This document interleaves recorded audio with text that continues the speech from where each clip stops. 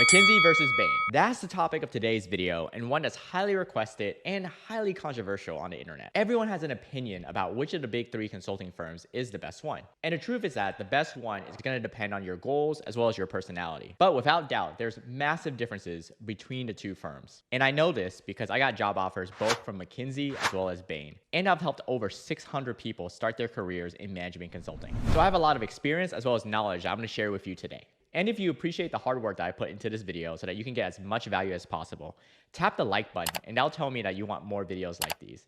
All right, let's dive into the topic. We'll start by talking about what it's like to work at McKinsey, then what it's like to work at Bain. And by the end of this video, if you're deciding between if you should apply to McKinsey, apply to Bain, apply to both, apply to neither, or if you have an offer and you're deciding between Bain and McKinsey, I'm going to share with you how you decide which one is the better fit for you.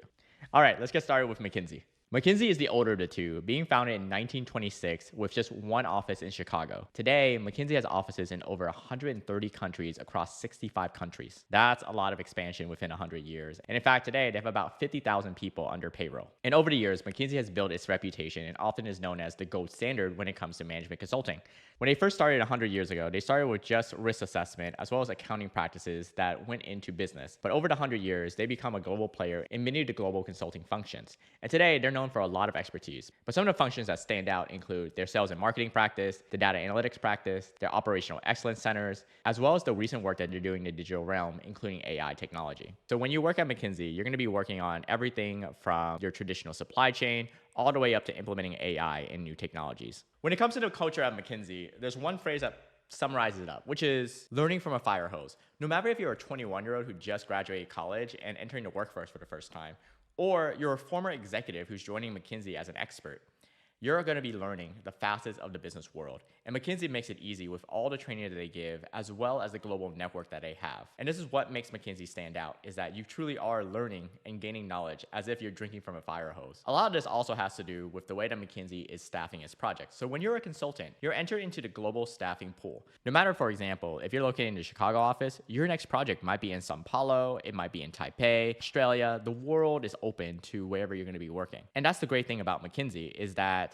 no matter where you're based, you're going to have access to all different types of projects, all different types of teams around the world. The con of this, however, is that there is a lot of traveling. And that is the one thing that makes McKinsey stand out, which is that for some people, they love the thrill of being able to step on a plane, fly across the world, and then return back for the weekend. And for others, this seems like a nightmare. So this is exactly what happens when you're working at McKinsey. You're going to get access to all different types of projects around the world. And while the hours will vary depending on the project, your team, you're going to expect to work on average between 50 and 70 hours per week. And the process it takes to get a job at McKinsey is pretty straightforward. So there's really only three things. First, you have to submit your application. So this is mainly the resume. McKinsey makes the cover letter optional. Second, if the firm likes your resume, then they're going to invite you for the online digital assessment. This is a game that you play to make sure that you have the skills to be a consultant. So it's actually a pretty fun activity. And then third, if you're invited back again, you're going to be given a series of interviews by the staff at McKinsey. This includes two types of interviews. The first is a case interview where you're going to be solving business problems. And then second is what's called the PEI, or personal experience interview. McKinsey has a list of questions that they'll ask you to gauge whether or not you have the potential to be a great McKinsey consultant. So I'm going to include the links to these videos because I cover each of these in deeper detail in other videos. But that's the recruiting process for McKinsey. And if you're wondering about the numbers, roughly 1 in 10 applications are given the chance to be interviewed, and then 10% of those people will be given an offer. So roughly from end to end, there's about a 1% acceptance rate when it comes to McKinsey. And when you're hired at McKinsey, your title will depend on where you're entering. If you recently graduated or you're coming into the firm with less than 2 years of work experience, then you're going to start off as a business analyst. And traditionally, you're going to stay in this role for about 1.5 years to 3 years, depending on your trajectory. After business analyst, you're going to get promoted to becoming an associate. You can also start off as an associate if you traditionally have more than 3 years worth of work experience, or you're coming in after an MBA, a PhD, or a 2-year master's. Regardless of how you start as an associate, you'll traditionally stay here for about another 1.5 to 3 years before you get promoted to an engagement manager, where you manage your own team. And then after engagement manager, you'll stay there for about 2 years before you become an associate partner. And as an associate partner, you're going to be managing multiple teams.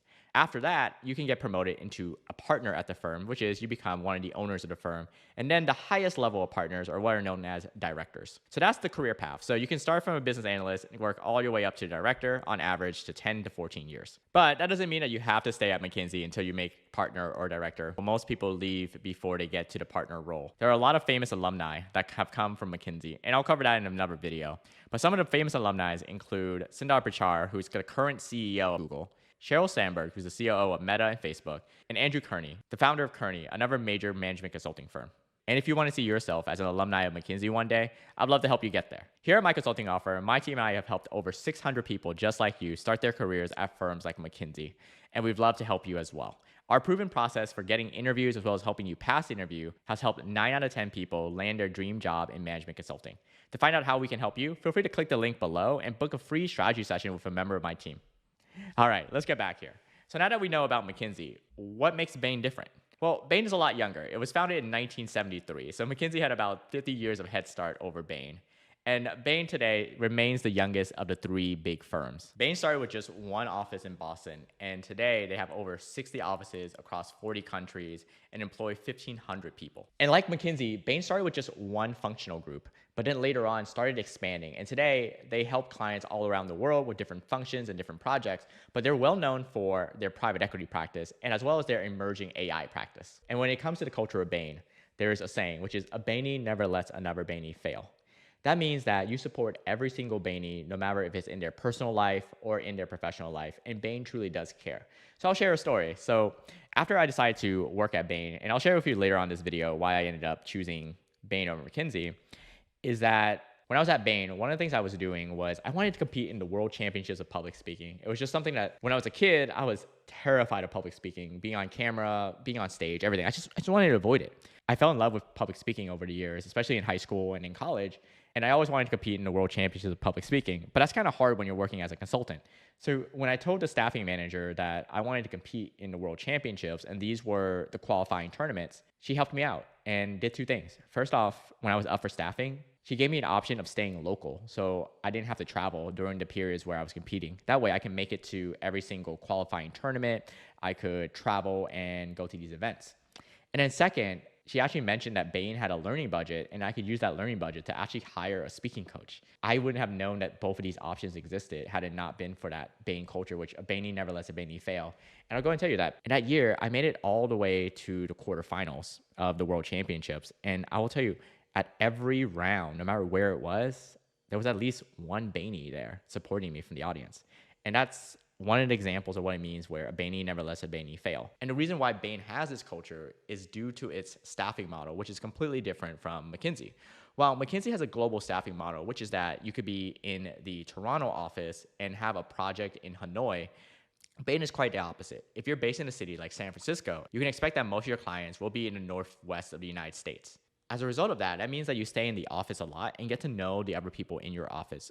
And that makes a huge fundamental difference when it comes to which firm culture might resonate most with you. And I'll share with this later on in the video. But besides the local staffing model, the work at Bain will be very similar to that at McKinsey. So you can expect about 50 to 70 hour work weeks. Again, this will vary depending on the team, as well as the project and the client. So for example, I worked with a nonprofit and the hours were about 45 to 50 hours a week. While other times I would work with private equity clients with deadlines coming up in 2 to 3 weeks. And I would have to work on the weekends as well as during the week. So I would work anywhere between 70 and 80 hours a week. So again, it really depends on the project that you get. But one thing you can expect is that you're gonna be traveling a lot less.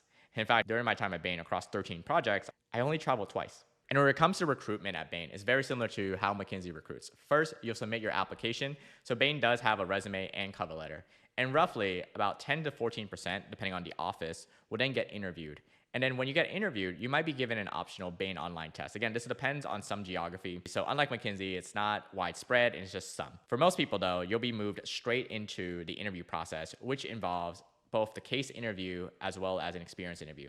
The difference between Bain and McKinsey is 2 things. First off, the case interview, you'll still be given a business prompt, but it's gonna be what's called an interviewee-led format, which is at McKinsey, the interviewer will ask you questions and drive the case. But at Bain, you're going to be expected to lead the conversation and lead the case. Again, I'll have videos posted below this covering this in more details if you're interested. And then second, instead of the personal experience interview that McKinsey has, Bain has what's called the Bain Experience Interview, which is Bain's own set of questions that they want to assess you to see if you'd be a great cultural fit for Bain. Again, if you want to know more about this topic or you're actively interviewing for Bain, I would exclude these video links below as well so you can learn more about these topics. But assuming that you get through the resume, you get through the online test if you have one, and you get through the case interview as well as the Bain Experience interviews, then you get the offer. And this is roughly about 1 to 3% depending on many different factors, especially the office that you're applying to. So when you do get an offer at Bain, the career path is actually pretty similar to that at McKinsey. So at the bottom, if you're just starting out, you have an undergraduate degree or less than 2 years of experience, you come in as an associate consultant, or also known as an AC. And you'll hold this role for 3 years. So 2 years, you'll be at AC, and then the final year, you'll be known as a senior associate consultant. Then you get promoted into the consultant level. Or if you're hired as an MBA or PhD, you'll start directly at a consultant level. And you'll stay in this role for traditionally about 1.5 to 2 years. And then you become a manager where you'll traditionally stay for about 3 to 4 years, but the length of time will vary depending on your own trajectory. And after manager, you'll get an intermediary position called senior manager before becoming an associate partner. After associate partner, the group of partners at Bain will then choose if they want to make you a partner and have equity into the business. Then you become a partner, and then finally, the highest level, similar to McKinsey, is director. And similar to McKinsey, Bain has an amazing list of alumni, including 𝗢𝗁𝗍𝗂𝗏, who's the CEO of YouTube, Mark Pincus, who founded Zynga Games, and John Donahoe, who later became the CEO of eBay before becoming the CEO of Nike. So those are the major differences between McKinsey and Bain. Which one is the right one for you? Let's say that you're lucky enough to have a chance to choose which one should you choose. Well, over the years, I've helped over 600 people land their dream consulting offer, and many of them also had to choose between McKinsey and Bain. And you can boil this process down to really 3 questions. And I'm going to share these questions with you as well. The first question is, what do you want to do after McKinsey or Bain? If you have a clear answer about what it is, that's going to dictate it. So for example, for both McKinsey and Bain, the doors will be open for you. But Bain does have one additional advantage, which is their private equity practice. So if your goal is to work in private equity, Bain's going to be able to open up a lot more doors. So that's the first question I would ask is, what do you want to do after Bain and McKinsey?